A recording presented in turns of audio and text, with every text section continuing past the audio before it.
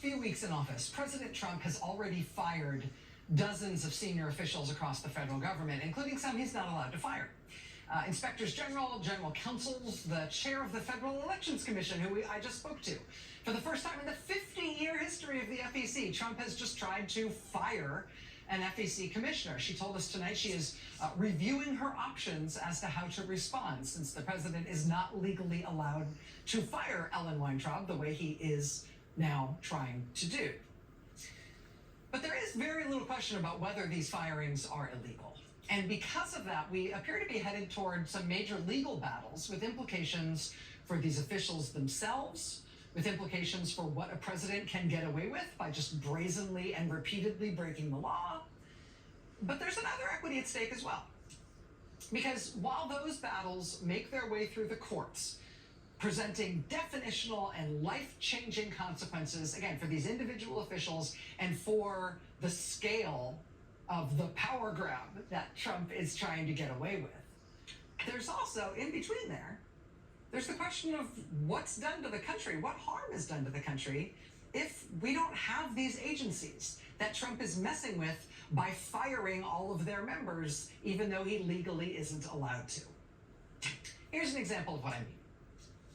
Last week, the people who work at the Whole Foods, at a Whole Foods grocery store in Philly, they formally voted to join a union.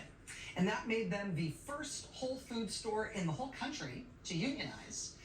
And because Amazon owns Whole Foods, it actually made them the second ever group of Amazon employees to unionize. So that's a big deal. But then something crazy happened.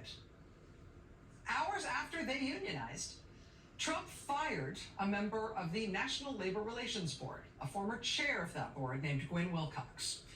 Ms. Wilcox has now filed a lawsuit against President Trump to get back her job because her firing was plainly illegal. We're going to talk with her about that live here in just a moment.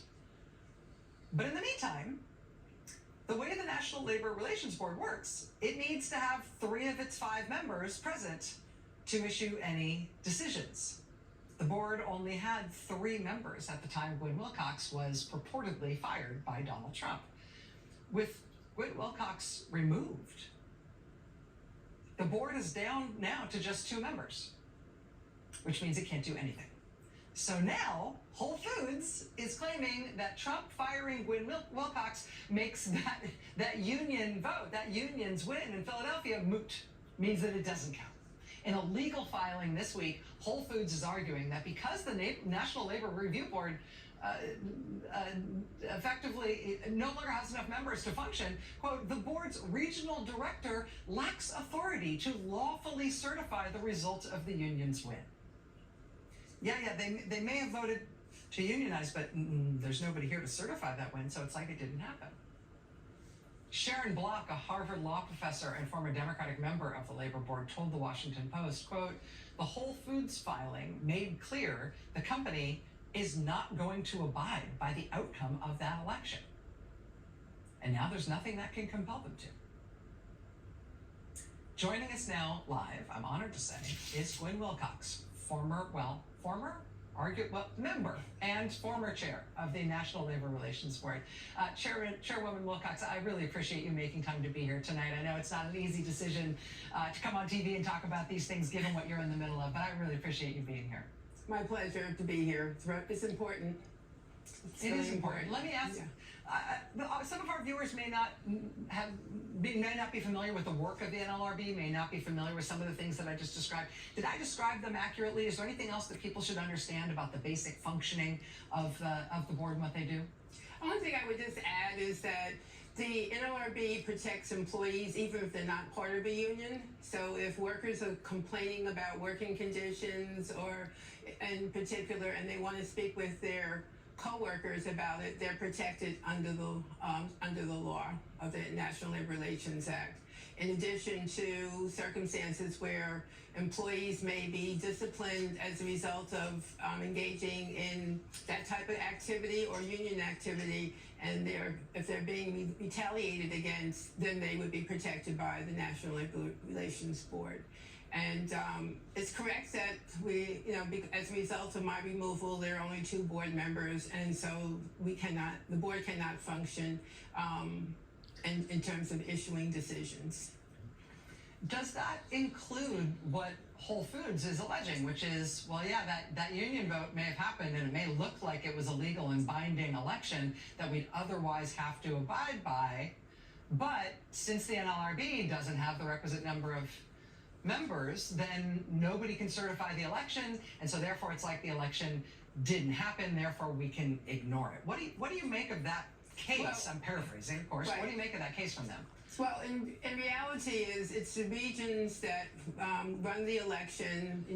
A union would file a petition with the regional office, and the region, after either an agreement or direction of election, there would be an election, and whoever wins, if it's not, normally what will happen is that the regional director would certify the union unless there are objections that have been filed.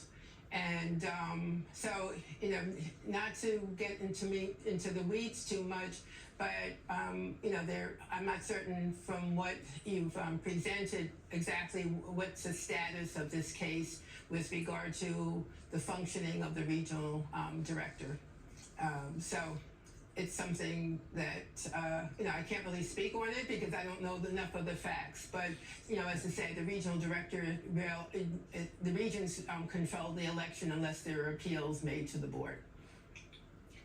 As far as I understand it, and correct me if I'm wrong, but the National Labor Relations Board was created in the 1930s. It's been around for 90 years. In the history of the agency, has any other president ever tried to remove a member of the board the way Donald Trump tried to remove you? No, this is the first time it's ever happened. And that's why when I received an email on January 27th at close to 11 p.m., I was rather surprised that that was the route that was being taken. And as you already mentioned, the reality is that the board cannot function without at least 3 board members. And so the board went down from 3 to 2. And there's really a lot of work to be done by the board, and it's I'm concerned about the fact that cases cannot be decided, and there'll be more delays. And the National Labor Relations Board is very critical to